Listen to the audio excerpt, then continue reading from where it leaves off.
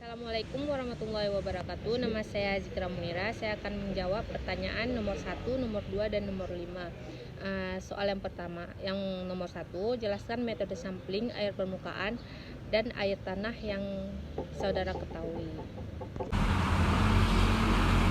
Untuk mengambil air permukaan memerlukan alat yang antara lain.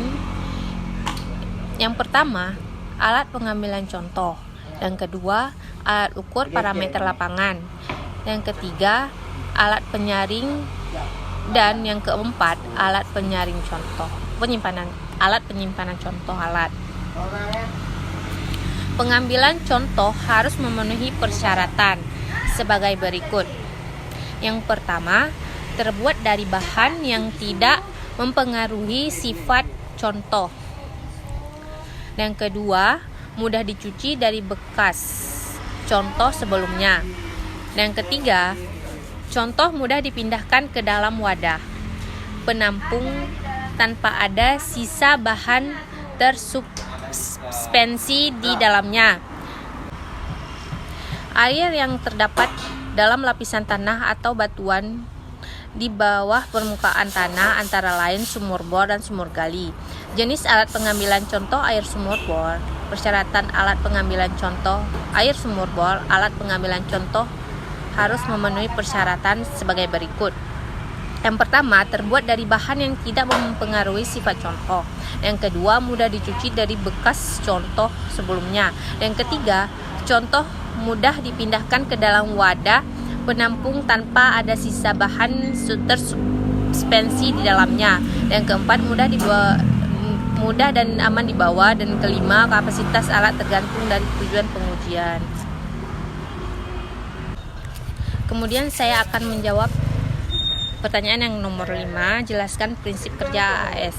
Prinsip kerja AAS, prinsip dasar kerja dari pengukuran secara AAS ini adalah proses penguraian molekul menjadi atom dengan bantuan energi dari api atau listrik. Atom yang berada dalam keadaan dasar ini bisa menyerap sinar yang dipancarkan oleh sumber sinar. Pada tahap ini, atom akan berada pada keadaan tereksitasi. Sinar yang tidak diserap oleh atom akan terus diteruskan dan dipancarkan pada detektor, kemudian diubah menjadi sinyal yang terukur.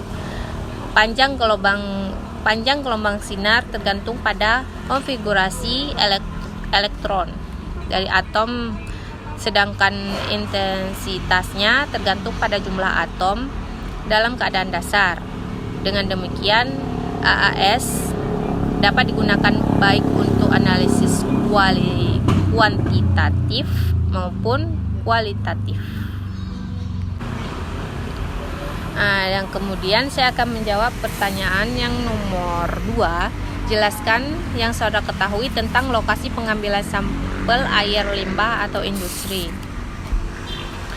Lokasi pengambilan contoh air limbah industri harus mempertimbangkan ada atau tidak adanya instalasi pengolahan air limbah atau IPAL. Contoh harus diambil pada lokasi yang telah mengalami percampuran secara sempurna.